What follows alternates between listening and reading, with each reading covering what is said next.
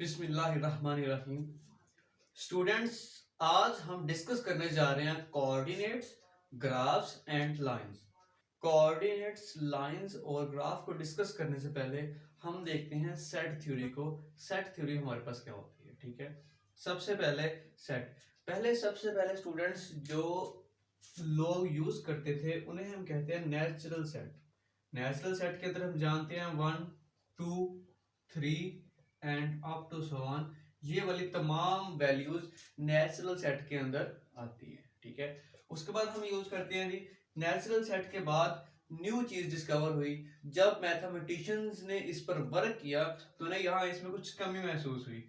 क्या कमी महसूस हुई कि कोई ऐसी वैल्यू भी एग्जिस्ट करती होनी चाहिए जिसमें हम कोई चीज तफरीक करें।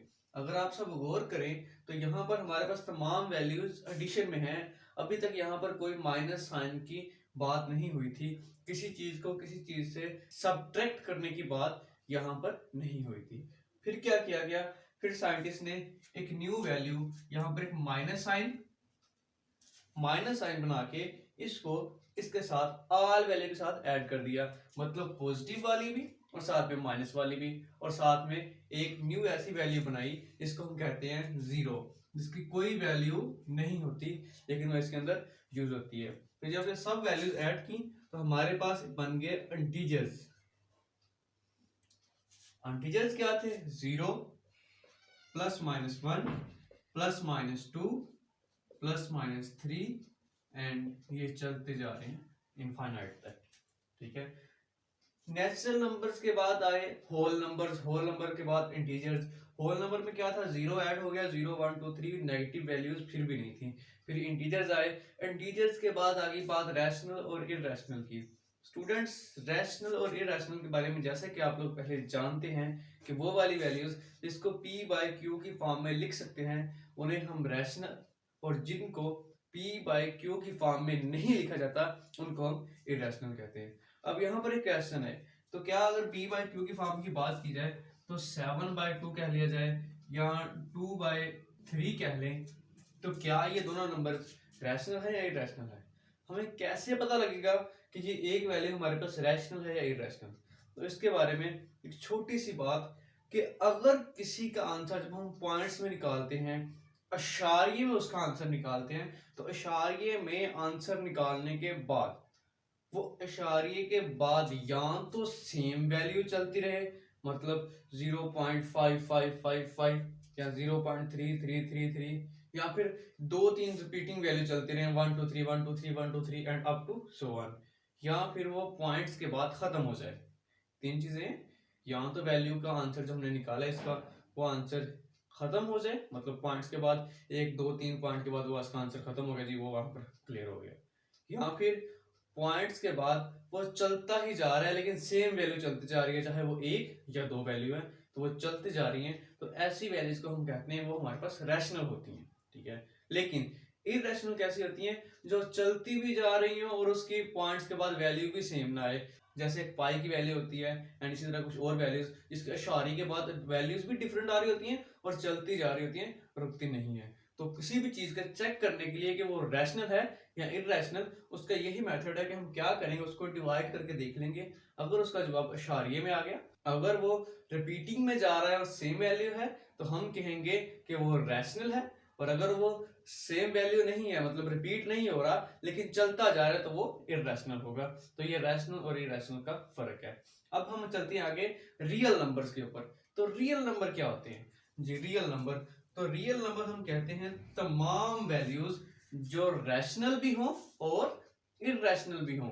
रैशनल और इरैशनल वैल्यूज का यूनियन हम कहेंगे हमारे पास रियल नंबर्स हैं। रैशनल को क्यू से और इरैशनल को क्यू प्राइम से शो करते हैं, तो इन दोनों का यूनियन जो होगा वो हमारे पास रियल वैल्यूज होंगी जी। सेट के बारे में आपको समझ आ गया। अब हम नेक्स्ट चलते हैं। सेट के बाद हमारे पास नेक्स्ट है coordinate line. Coordinate line student एक हॉरिजॉन्टल लाइन होती है जिस लाइन के सेंटर के ऊपर एक वैल्यू जिसे हम 0 कहते हैं वो होगी, उसके राइट साइड के ऊपर positive values and left side के ऊपर नेगेटिव वैल्यूज होंगी, मतलब यहां पे 0, यहां पे 1, 2, 3, तो इस तरफ फिर -1, -2 एंड -3। इसको हम बोलते हैं, ये हमारे पास कोऑर्डिनेट लाइन है, ठीक है। तो कोऑर्डिनेट लाइन को सॉल्व कैसे किया जाता है या कोऑर्डिनेट लाइंस कैसी होती है, ये देखने के लिए अब हम करते हैं इसके ऊपर कोई एक वैल्यू लेते हैं, ठीक है। लेट्स सपोज हमारे पास आ गया जी √2, या फिर हम ये कहें 3/2। अब ये वाली वैल्यू इस रियल लाइन के ऊपर कहां पर है, ठीक है। पहले हम इसको क्या करते हैं, √2 का मीनिंग क्या होता है, या √2 को हम डिवाइड के ऊपर लेके जाते हैं, तो इसका पॉइंट्स में क्या आंसर आता है, वो आता है हमारे पास 1.4142 एंड ये चलता है, ठीक है। इसी तरह 3.2 को हम लिख सकते हैं 1 कंप्लीट 1/2, ठीक है।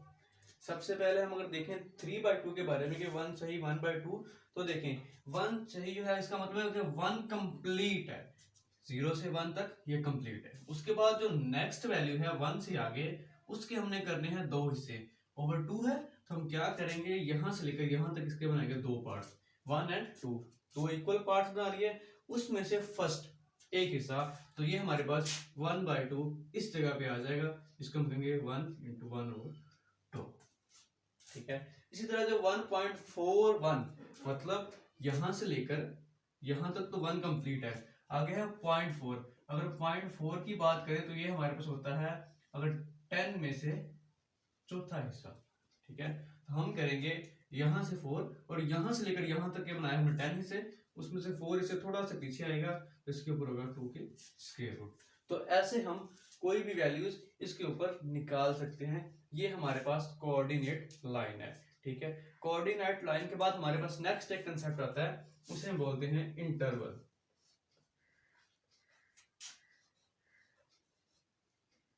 स्टूडेंट्स, इंटरवल को समझने के लिए 2 चीजें और, जैसा कि हमने भी सेट के लिए पढ़ी थी, जो ब्रैकेट्स होती हैं करली ब्रैकेट्स, जिसे हम दरमियानी ब्रैकेट भी कहते हैं, इसको कहते हैं ओपन इंटरवल,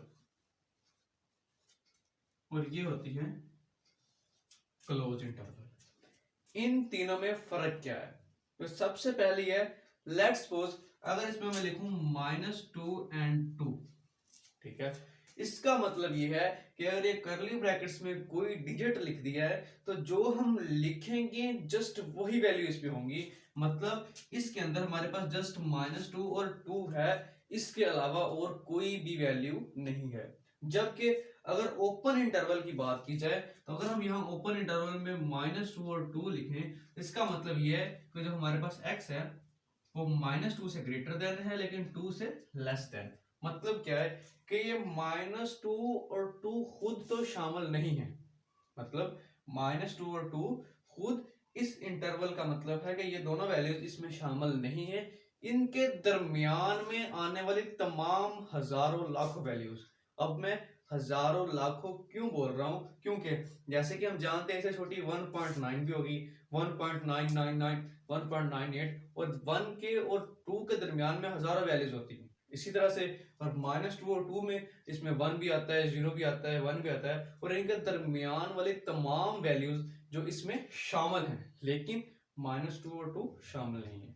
जबकि क्लोज इंटरवल का मतलब ये होता है अगर इसमें यही वैल्यूज आ जाएं, इसका मतलब ये है कि ये -2 और 2 तो शामिल है, लेकिन इसके साथ साथ इनके दरमियान में आने वाली तमाम वैल्यूज, तमाम रियल नंबर्स भी इसमें शामिल हैं। इसलिए इसको हम कह सकते हैं कि -2 लेस देन और equal to x and x great less than और इक्वल टू 2 है, मतलब x जो है वो -2 से लेकर 2 तक है। ये आपको करली ब्रैकेट्स का ओपन इंटरवल और क्लोज इंटरवल का डिफरेंस है।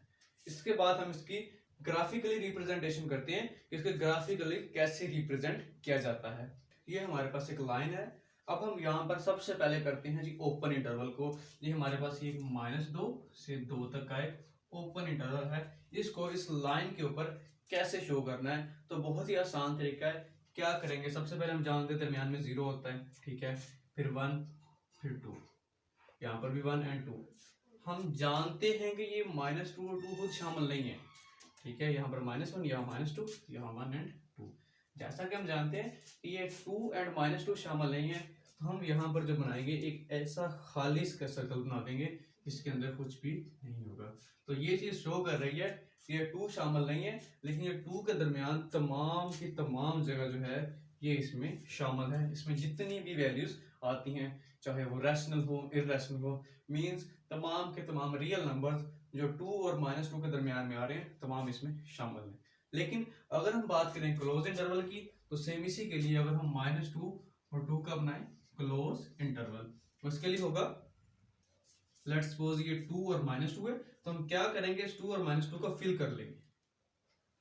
अगर हम इसको फिल कर दें तो इसका मतलब है कि ये खुद भी शामिल है और इसके दरमियान वाली तमाम की तमाम वैल्यूज भी शामिल हैं, इसलिए ये अभी क्लोज इंटरवल हो गया है। अगर ये दोनों खाली होंगे तो ये ओपन इंटरवल, अगर ये भरे होंगे तो इसको क्लोज इंटरवल। इसको कुछ ऐसी वैल्यूज भी आएंगी इसमें ओपन और क्लोज दोनों लगाने पड़ेंगे। लेट्स सपोज हम कहते हैं ये 2 से लेकर प्लस इनफाइनाइट वैल्यू तक, लेकिन अब याद रहे इनफाइनाइट वैल्यू रियल नहीं होती। हम क्या करेंगे, इस तरफ लगाएंगे ओपन इंटरवल। ओपन इंटरवल का मतलब है कि इनफाइनाइट से पहले जो भी रियल वैल्यू है वहां तक, ठीक है, और इस तरफ हम लगाएंगे क्लोज इंटरवल, जिसका मतलब ये कि 2 खुद शामिल है, ठीक है, और 2 से आगे तमाम पॉजिटिव नंबर्स। अब यहाँ पर एक छोटा सा और concept, positive numbers, negative numbers और नॉन नेगेटिव नंबर्स की बात। नेगेटिव नंबर्स का स्टूडेंट्स आपको पता है कि हम कहते हैं जी -1 -2 एंड -3 एंड सो ऑन, ये तमाम नेगेटिव नंबर्स होते हैं। इस तरह पॉजिटिव का भी पता है 1 2 3 एंड सो ऑन, ये तमाम पॉजिटिव नंबर होते हैं। लेकिन नॉन नेगेटिव नंबर्स कौन से होते हैं स्टूडेंट्स? नॉन नेगेटिव नंबर्स ऐसे नंबर्स हैं जिसके अंदर तमाम पॉजिटिव नंबर्स और साथ में 0 इंक्लूड होता है, मतलब 0 भी हो और तमाम पॉजिटिव नंबर हो, तो इसको हम कहते हैं ये हमारे पास नॉन नेगेटिव है, ठीक है। इस तरह से नॉन पॉजिटिव की बात की जाए उसमें 0 और नेगेटिव वैल्यूज होंगी, ठीक है। नॉन नेगेटिव का मतलब नेगेटिव वैल्यू को निकाल के बाकी तमाम वैल्यूज 0 भी और बाकी तमाम वैल्यूज इसमें शामिल होती हैं, ठीक है। अब देखें इसके बाद क्लोज इंटरवल के बाद हमारे पास नेक्स्ट है लेस देन और ग्रेटर देन साइन, जब हमने देखे थे उसके बारे में थोड़ा डिस्कस करते हैं कि वो क्या होता है। अब बात करते हैं इन 4 अलामतों की।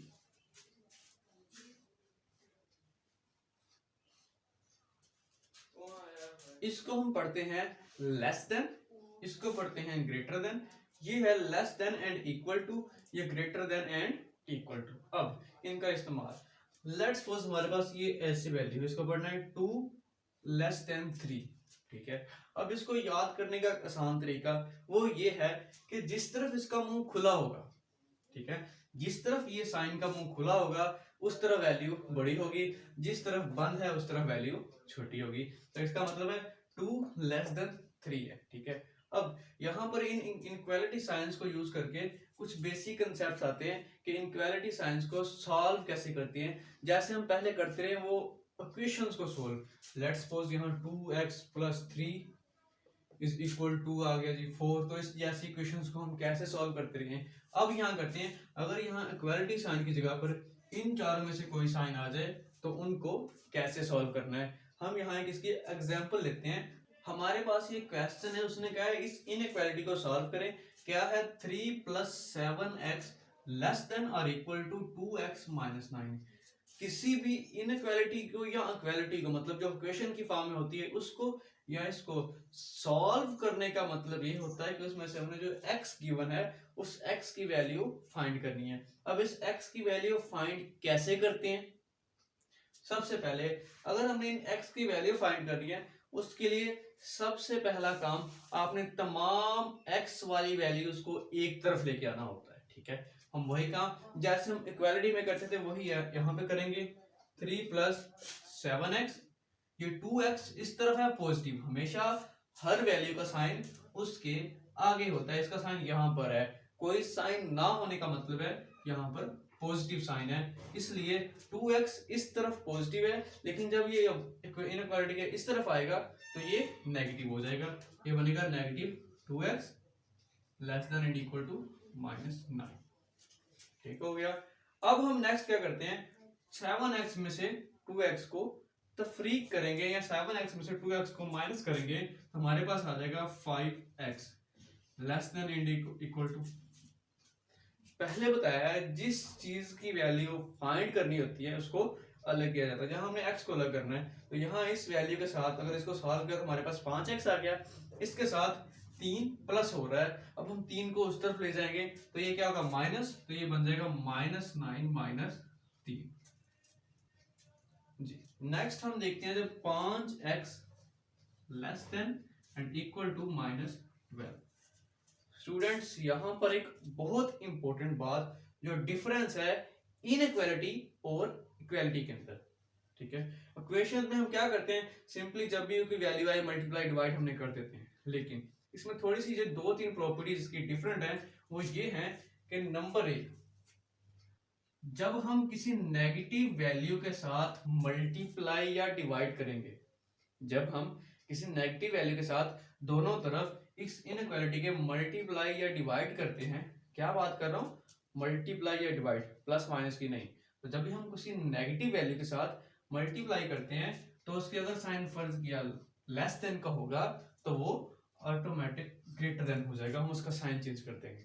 या फिर अगर हम ऐसे कहें कि हमारे पास a लेस देन b है, तो अगर हम इसको उलट करें 1/a कहेंगे तो वो ग्रेटर देन 1/b होगा। अगर हम इसकी वैल्यू ऐसे करें या माइनस वैल्यू के साथ मल्टीप्लाई डिवाइड करें तो इसको दरमियान वाला साइन है इसको चेंज करना है, क्योंकि यहाँ पर ये वैल्यू पहले ही पॉजिटिव है, नेगेटिव तो है नहीं, ठीक है। हम क्या करेंगे, इसको चेंज करके जब उस तरफ लेके जाएंगे, इसको यहाँ से मल्टीप्लाई हो रहा है तो ये उस तरफ जाके जब डिवाइड होगा तो ये साइन को कुछ भी फर्क नहीं पड़ेगा। लेकिन अगर यहाँ -5 होता तो जब फिर हम उस तरफ लेके जाते तो ये दरमियान वाले अलामत में तब्दील हो जाना था, लेस देन से ग्रेटर देन हो जाना था।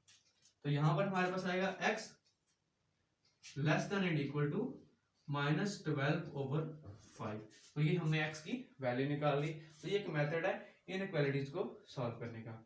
स्टूडेंट्स अब यहाँ कुछ और भी साइन है, जैसे ये वाले एंड ये, इसको हम पढ़ते हैं बिलोंग टू, कि ये किसी सेट का एलिमेंट है। लेट्स सपोज हम कहते हैं ए जी, जो ये वाली अरकान है ये एलिमेंट है, ये सेट ए में मौजूद है। इसका मतलब अगर हम यही बात यहां पर करें ए नॉट बिलोंग टू ए, इसका मतलब है कि जो ए की एलिमेंट है वो सेट ए के अंदर नहीं होता, ठीक है। इसी तरह आपको यूनियन और इंटरसेक्ट का कंसेप्ट भी पता है कि यूनियन वो वाला होता है इसमें हम क्या करते हैं, तमाम सेट्स अगर 2 हैं या 3 हैं, तमाम सेट का इकट्ठ, तमाम सेट को एक सिंगल सेट बना के लिखेंगे, उसमें तमाम वैल्यूज लिखेंगे जो तीनों सेट में मौजूद है। लेकिन वो वाली वैल्यूज जो तीनों सेट में कॉमन होंगी या तीनों सेट में या 2 सेट्स के अंदर हो, उसको हम जस्ट 1 टाइम लिखेंगे। मतलब एक वैल्यू 2 अगर तीनों सेट में है उसको हमने जस्ट 1 टाइम ही लिखना है एक सेट के अंदर, एक वैल्यू को एक से ज्यादा बार नहीं लिखना।